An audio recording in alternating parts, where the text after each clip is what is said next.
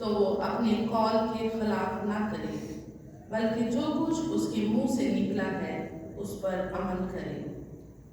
اور اگر کوئی عورت خداوند کے لیے منت مانے اور اپنے لڑکپن میں اپنے باپ کے گھر ہوتے ہوئے کوئی بات اپنی جان پر لازم ٹھہرائے اور اس کے باپ نے اس کی منت کو اور اس بات کو جو اس نے اپنی جان پر لازم ٹھہرائی تھی سنا اور خاموش رہا،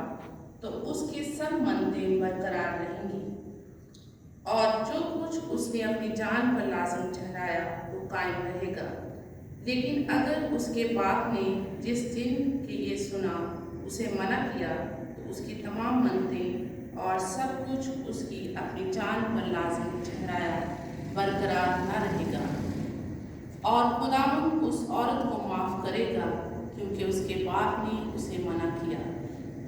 اور اگر وہ شوہر والی ہو جائے، حالانکہ اس کی منتوں یا اس کے منہ کی کسی بات کا جس سے اس نے اپنی جان پر کچھ لازم ٹھہرایا پورا کرنا اس کا ذمہ تھا، اور اس کے شوہر نے سنا